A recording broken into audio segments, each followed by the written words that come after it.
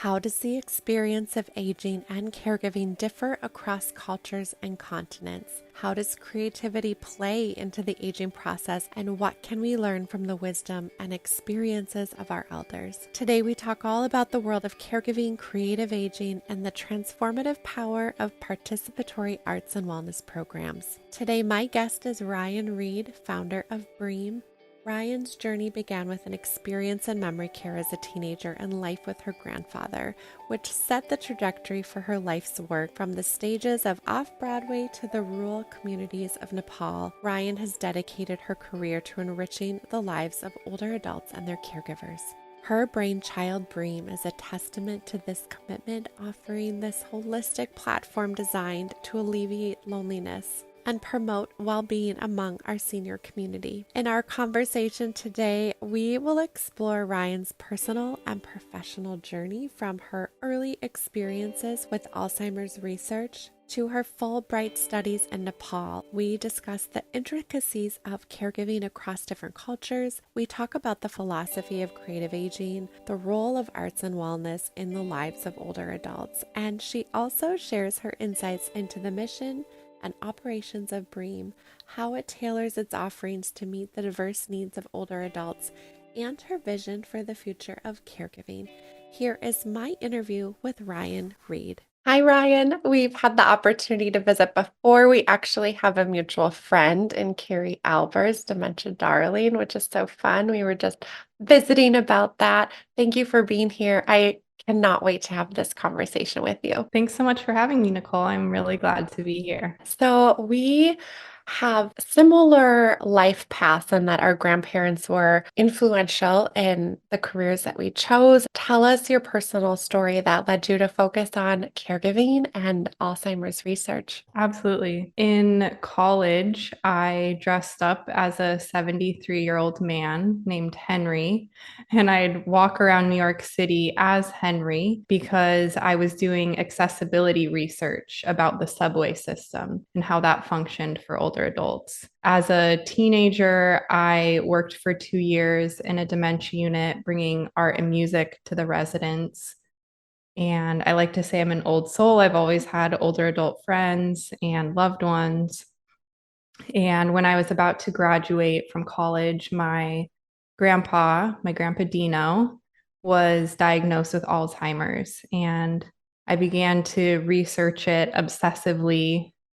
This actually led to my senior thesis in college, which was a play about aging and Alzheimer's and social isolation. I wrote and directed it. I made all the costumes. I worked furiously. And on the day of my graduation, and it was really dedicated to my grandpa. Yeah. And on the day of my graduation, to my absolute surprise, a seller review of the play was published in the New York Times. Wow. And I think I was 21. And this led me to write a second play, also about aging and social isolation. And yeah, I just say all of that because of, our shared connection around loved ones. And because I do the work I do because it's my passion and heart ever since I was young. When you read that review, was it, I'm sure, such a surprise, but what an honor, right? To have them recognize the work that you're doing. Yes, I didn't know that the reviewer had come to see the play. It was like very hodgepodge, but with a lot of heart play. And so I was shocked. I didn't even know it was a possibility. But I've always wondered if he had aging parents, or I think they're like the way the review was written, he really connected to what it was about and why it was important to put work like that out there. The play itself followed one day in the life of an older man named Henry, living a day in New York City. And you also saw some past memories that came up throughout his day. So, yeah, that's what it was about. So, being in New York City, it's one of my favorite cities. It is vibrant and so much is happening. I can imagine, what is it like for an older adult living in New York City. What did you discover when you were writing that play or experiencing that for yourself, right? Having to navigate that. Yeah, I mean, what I was seeing first and foremost is that piece around social isolation. I even felt that myself as a young person living in this really bustling, like fast moving city where so many people are walking past you, but you don't connect with them. So I definitely saw that the way that older adults are isolated. And then in terms of the way the city was planned, parts of New York City that worked really well for older adults as they, especially if they were aging in place, and Mm. then parts of the city that didn't, like the subway system. Depending on what subway they lived by, it might not be very accessible for them. So, yeah, that's what I was seeing. I don't even know the answer to this question because I didn't have to discover it when I was there. But previously, taking the subway, you go down a large flight of stairs. Is there elevator access to subways? And I just didn't know that. I don't know. Yes, I That love is this a question. question. I was like, Oh, wait a second. it depends on the subway. So Okay, it so may that have would been be whatever subway you were using. That station doesn't have either an escalator or an elevator, but it tends to be that bigger stations will have an elevator. Yeah. okay. Good to know. Good to know. Yeah, as I was thinking through, I'm like, wait a second. But right, I didn't probably need that at the time. So Yeah. Yeah. it's fascinating when we put ourselves in people's shoes, what we discover about life and ourselves. And I can see that. I remember, walking down the street, and you're right. You're not stopping or interacting. Everyone has a purpose. They are getting somewhere very quickly. Yeah. Absolutely. So true. Did you live there or you visited I there? didn't. I have visited. I've been there about 8 times, Oh, and wow. I would go like once a year. So not a resident, but I appreciate it. I appreciate it so much. Yeah, me too. It's Yeah. so vibrant and creative. Previous in our conversation, you received a Fulbright research grant to study caregiving across cultures in Nepal, which I just could not wait to hear more about. And I had to like almost stop myself from asking all these questions because I I wanted remember that. I wanted to hear all about it. In understanding these different cultural perspectives in caregiving, I want to hear all about it. Tell us about your research. What did you discover? Mhm. And I know we're going to dive more into the caregiving side, but yeah, tell us more about that. Absolutely. So I lived in Nepal for 1 year in Patan, which is just south of Kathmandu. It's, the second largest city. And I was studying the way that families live and age together. So I lived with various families during my time there. Mm. And I also formed a multi generational group of Nepali women and girls, ages 8 to 84. And we did many participatory creative practices together. We'd meet twice a week. And I learned so much about their lives and the culture of care that way as well. Um, from my perspective, in many cases, caregiving is seen as a duty or honor in Mm. Nepal rather than, say, a chore or burden. Mhm. And there is, of course, I feel like it's important to mention a gendered piece because women who marry are expected to care for their mother and father in law. Mm. And as I was working with these women, right, I was hearing various perspectives on that. Right. That all said, there are very few care settings, and a majority of older adults age in place in a multi generational household.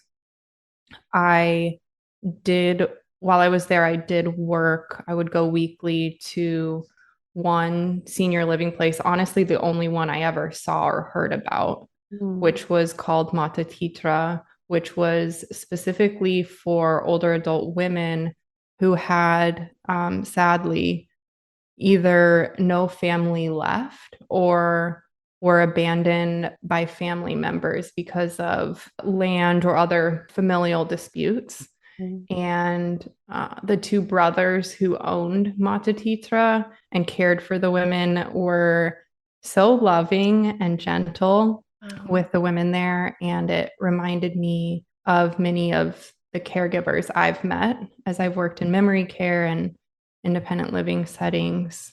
And, I would go and spend the whole day at Matatitra, and I'd talk with the women, and I would make one thing they really loved is I'd draw portraits of them. And I think that made them feel really seen. So, and I also took a lot of photographs and videos, documentation of my research. So, anyways, I feel like I'm saying a lot, but that's an overview of what I did and what I discovered there. Yeah, I want you to say a lot. Okay. It's so fascinating for me. And I'm like, well, if I'm fascinated, I'm sure everyone else will be. Yeah. I've got some questions. So when you were doing life, so when you were in Nepal, you lived with these families the whole year, right? In various Mhm. families. Did Mhm. you move every month or every couple months? What was that like? Let's see. That was back in 2016. So let me see if I can remember. I think I lived with three different families. So, maybe like 3 month stints with each family. And some of them there was an older adult living with them that they were caring for in the actual home. And then I also did trek around Nepal. So I would stay for a few nights, maybe a week in small villages. And so I was trying to do research, outside of this specific area, Patan, that I mentioned. So yeah, various experiences. And there's so many different cultures within Nepal itself. So that came into play, of course, depending on who I was with. Yeah, so you saw family life play out differently because culturally there were differences, right? So even though you were in the same country, well, even like, gosh, even like here, right? Each family has their own way of doing things. So Exactly. yeah. Yes. Yeah, each family was very different. I really, I mentioned that piece about women taking on and being expected to take on the caregiving role. And I did see a variation of that. I remember the first place I lived, the ama, meaning the mom of the house, which she was really the daughter-in-law, did everything and she loved it. It was like so meaningful for her. But then there were women in this ensemble that I created that felt very trapped by that. They wanted to have careers, and so it was, yeah, dynamic and just like you said, so heterogeneous to spend depending on the family culture and all of that. My question to you when we spoke was, did you see Everest? Yes, I did. Yeah. I did the Annapurna circuit, which Mm. is a 2 week trek, which was incredible through from the lowlands up to the mountains and back. But with Everest, I couldn't handle that altitude, but I did see it from a plane very clearly, and it was shocking. I'm sure like nothing we've ever seen before. I'm sure. No, it looks so close to the plane. It's Wow. just so tall. Wow. I'm always fascinated. I like watch all the documentaries about Everest. I'm like, I'm not a mountain climber, but this is so in Me too. I'm the same. I love yeah. Oh my goodness. You also had experience creating an exhibit of portraits. And I want to hear more about that just to see like how you took that work and that research and what came from it. So I'd love to hear more about that and different presentations at the embassy that you had mentioned. Yeah. Yeah, so to culminate my time there, I did give a variety of presentations at the US Embassy. I think one of the reasons I believe I was selected for the Fulbright there is because the embassy was curious about the subject, and how it, wanted to learn more about my findings. So I gave various presentations there, and then because I'm an artist, because I come from an artistic background, I created a final exhibition, which was extremely collaborative with the women I mentioned. And it was in a 2-floor gallery. On the bottom floor, we filled the entire space with this sand that is believed to have been like the first sand of that valley. Mm. And then life size, actually even bigger than life size, portraits of each of the women in the group. Wow. And then we had on one wall self-portraits they had made, and then on another wall writings about their bodies that they had made. And then in the upper floor, we'd created a film.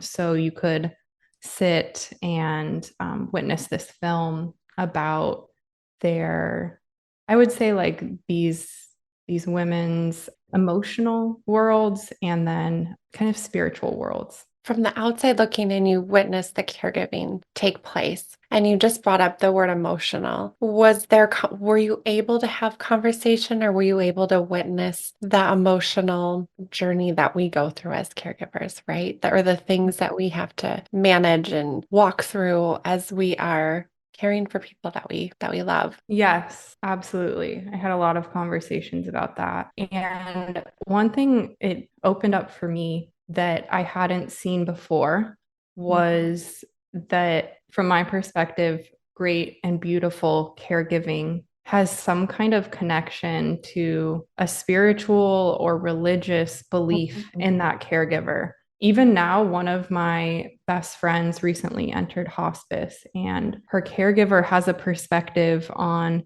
life and living and even death that I would associate with the texts I've read from a variety of spiritual traditions. So I think being there, I mean, Nepal is also just has such like a rich spiritual tradition and history. And so it really brought that out for me, and the way that that can be imbued in caregiving. And I love that you use that word seen, right? When the portraits and the art, there's like a glimpse into who someone is in ways that we can't maybe use our words for. That's why art is so meaningful and important. With Yeah. caregiving in Nepal, how did you see, and we talked about Japan a little bit too. I don't know how Yeah. much you want to go into that, but how does it differ from Western cultures? What did you see that really stood out to you in that way? I would first say that there's a social or societal structure in place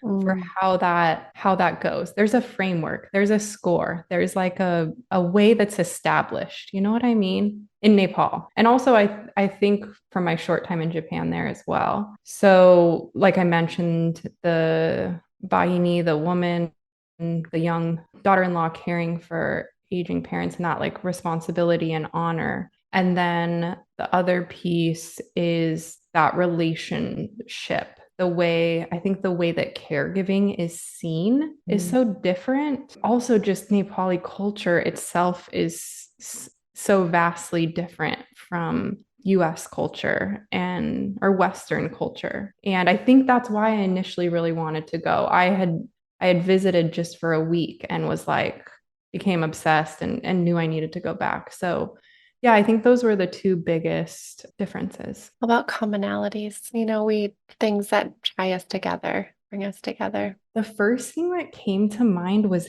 hands. And so let me try to articulate this. Yeah.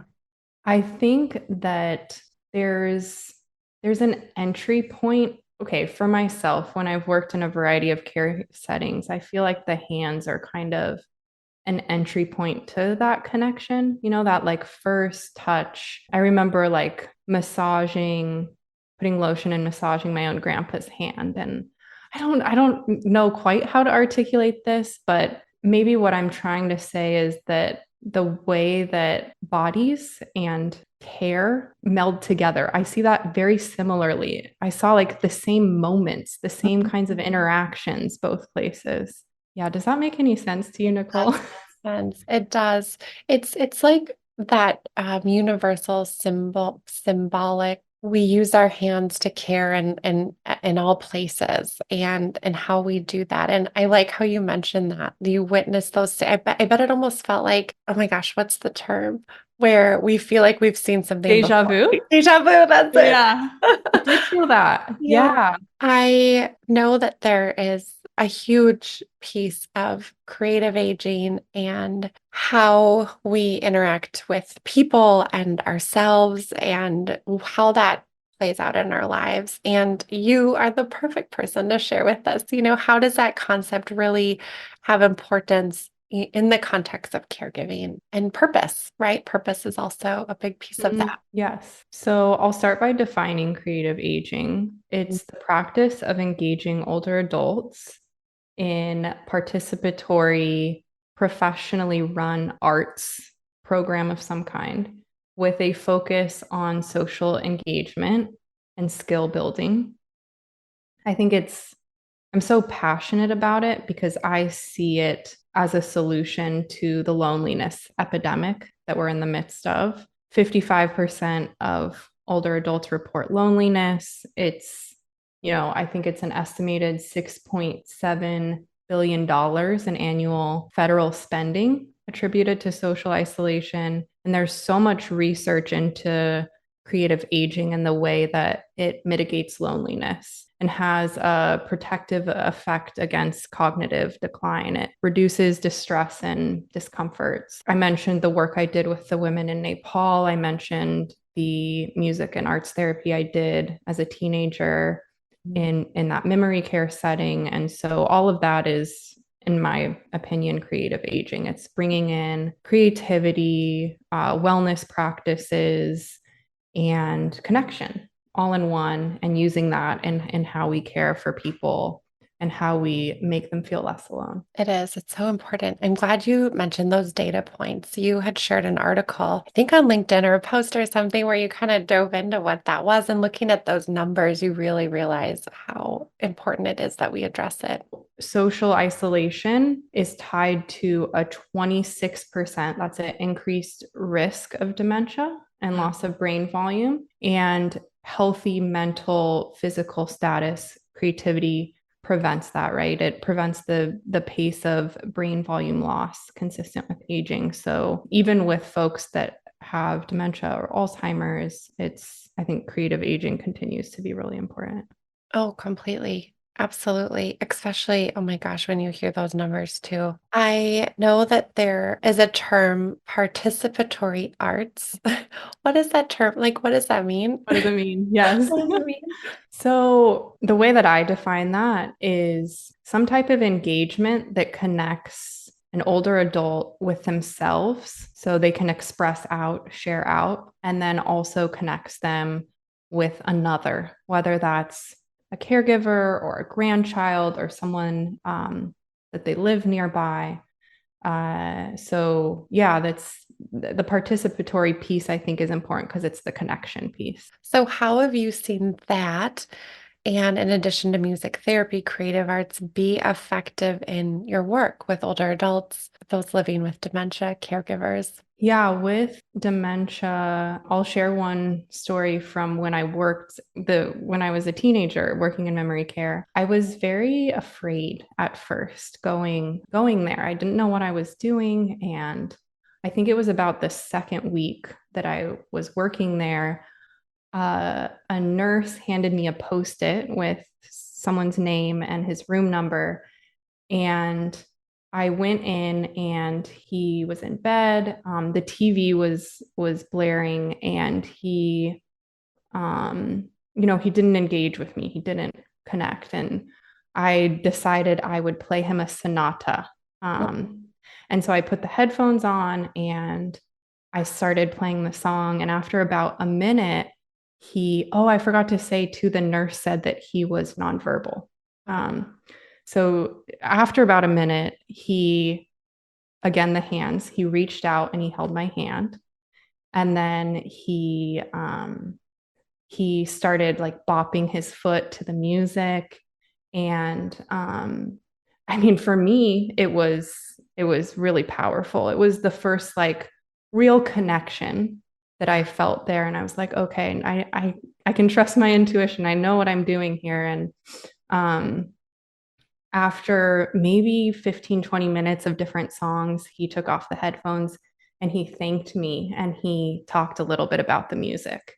I reported this back to the nurse and she was really shocked. So I've told that story because I think it shows, what's possible when you bring in a little art, when you bring in a little music, you bring in some kind of wellness practice. It opens up new channels.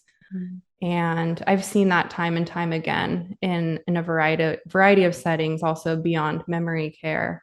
Um, I, for a while, taught painting in independent living, and when we'd be painting, I'd kind of start the class, and people would paint these amazing memories and then tell me their stories. I remember one woman painted the first house she ever lived in and told me about what it was like to live there. So yeah, it's an opening to connection. It is. You are on a mission, right? That wellness, that creativity, purpose for older adults and caregivers. You have created Bream. I would love to hear, like, how did that get started? What is it? Share with us so we know, yeah, how we can connect with you in that way. Absolutely. So Bream came out of a previous company that I founded, which is still going, which is intergenerational art workshops for teenagers and seniors. And I was seeing that there was just more opportunity, more need for engagement in this creative aging. So I developed Bream. I founded it about 2 years ago. And it's a wellness and creativity platform, which is designed specifically for older adults. And then it's used by care providers to improve health and reduce loneliness. It has lifelong learning, a community of older adults, and gives professional advice on health needs. It's gerontologist tested. We developed it with Dr. Jeffrey Cummings, Cleveland Clinic, and it's led by professionals. I think that's very important. And it features nutrition, meditation, movement, fitness, art, writing, brain health, etc. And it's used in senior living and then at home by individuals. So in senior living, we see Bream, mitigating social isolation because we know that rates of loneliness are actually 2 times higher in long-term care settings. And also because we're in the midst of a crisis of staffing shortages, Bream is really solving for those two problems specifically. So initially, Bream trains staff on creative aging, how to use our solution, and then it can be used in small groups. So, for example, you can imagine a small group in the common room taking a nutrition for healthy aging class and talking about their nutrition, learning about how to cook or eat to improve health. And then it's also used with residents that need activities from their bed. So it can be used individually or one on one, basically extending the reach of a staff person. And then Bream at home is used by individual older adults from the comfort of their own home. And we've been hearing back that that people are participating with loved ones, caregivers, grandchildren on their own. So yeah, that's a bit about what it is. Give us examples, because I know I was looking at the different classes, and they're just such a variety. Highlight some of the options so people can know, like, oh, I could go there and learn this or discover that. Yeah, oh, I'm so excited about this piece because it's the fun, creative part of developing Bream. So, I think I mentioned it's ranges from painting to memoir writing, nutrition, movement, brain health, meditation, poetry, on and on and on. One of our most popular classes is an audio class that is a touch and movement meditation. So it can be done seated, lying down, standing. and, just to connect with our bodies and maybe help you fall asleep so you get good sleep for your brain health. Mhm. Um, Another popular one is a memoir writing class where people are prompted on how to write pieces of their own story and then share that with other people around them, and have it for future generations. And Bream also has a built in community and a variety of exercises to prompt connection. Yeah, and we're actually working right now on adding two features, which I'm really excited about. One is clubs, like I book clubs and things. love that. And another is a way for senior living staff or individuals to share, print, or embed galleries of the work they've created while using Bream. So it could be, like a painting and a poem and something they cooked that was very beautiful, and they can make a book of that or share that out with other people. So we're thinking about how to bring even more connection as we're building this. Oh my goodness. Absolutely. And how do you decide what classes you're going to offer and the different range? Yeah, so that came out of, I would say, my own work. And then I mentioned Dr. Cummings before, working with him and developing like what kind of content we should have on there. Also, out of the creative aging research, like what types of disciplines really support health and well being. Mhm. And then all of the classes we film ourselves. We have a really specific methodology for creating them. And we bring in professionals. So, for example, all our nutrition classes are taught by a nutritionist who specializes in working with older adults. And she develops the actual classes using our structure. And the painting class is taught by a professional painter. So, these are like really knowledgeable folks that are sharing what they know and teaching these new skills and ideas to whoever's partaking in the class. And there's an involvement of, I know for families at home wanting to have access so that they're not feeling so disconnected from others, even having talking points with the people in their own space, right? Or doing some of those things together. What do you Mhm. see in the future of caregiving, particularly with the use of creative and participatory approaches? What are you excited about? I see creativity, wellness, and these participatory approaches we've been talking about as the key to solving the loneliness epidemic. I believe when we connect with ourselves and when we express vulnerably and when we learn from and listen to others in our community, it's a balm for isolation. And then when we solve for isolation, we're quite literally healing people, decreasing risk for a variety of things. So I really see that. I mean, I'm working in that specific area, but I'm passionate about that area. And I see that as a key piece Mhm. for people to age healthfully. Yeah, I do too. Thank you for all that you do. Where can we learn more and connect with everything that you're doing? Oh, yeah. Okay. So you can visit Bream's website, which is just hello, hi, Bream, BREAM.com. And that leads to everything about us. I personally love to be connected with people. So you can reach out to me if you're interested in what we're talking about, and I'd be happy to chat. Thank you for your work. Thank you for your insight into, I know I probably will not make it to Nepal in this lifetime. I mean, I hope so one Hope day. so for you, Nicole. No, I do too. I do too. All of my documentary watching on Yeah. all the mountain climbing. So it just is just fascinating and I just love learning about it. And I know my audience will too. So thank you so much for sharing with us. Of course. Thank you so much for having me. It's been great to chat. Thank Inspiring. Are you looking for more support and community? We sure are. That is why I'm so happy to highlight one of my favorite podcasts in the caregiving community, Confessions of a Reluctant Caregiver, hosted by my friends and sisters Natalie Elliott Handy and JJ Elliott Hill. They offer a unique blend of personal storytelling, expert advice, and candid conversations that shed light on the real-life challenges and triumphs that caregivers face.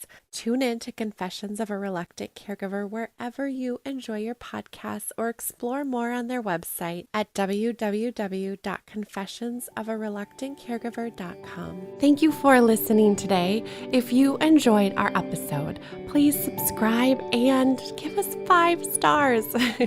In all honesty, we'd love to hear from you. Thank you so much for listening to our episode.